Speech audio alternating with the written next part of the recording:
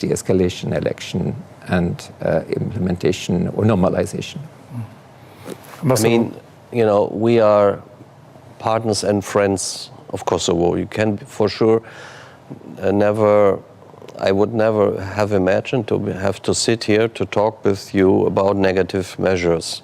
I'm looking over, but I would rather talk with you about Champions League or, you know, or the German Kosovars who made great progress. But the message, what Olivier just said, of the prime ministers of the Netherlands and Luxembourg, as well as our message is listen to your friends. And since June 3, we haven't received the answer we have hoped for, which is, you know, de-escalate, and then we can go back to the big picture. And it's the EU 27. It's not only the EU, it's the neighbors, it's the US. And I can't imagine that near complete isolation is splendid isolation. And I think that's what our message is. Please listen to your friends to go back that we can implement the agreements which are the path to normalization. And Prime Minister Kurti agreed to have new elections in northern municipalities.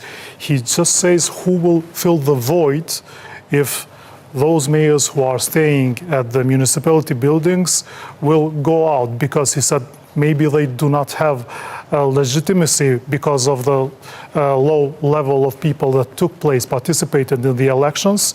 But the Serbian counterparts, the parallel structures, do not have any legitimacy because they have 0 votes. Mm-hmm. So how to reconcile these two?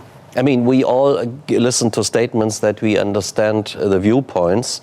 And of course, as you have seen from the EU statements also we expect when we de-escalate that also the Kosovo Serbs take part in these elections, because then everybody acknowledges there is no full legitimacy with a 2% participation rate, and that is the clue. You need full participation, but in order to get there, we need de-escalation, and that's part of the 3 EU demands which we put forward on the 3rd of June, and we need to get there, and so far we haven't been there.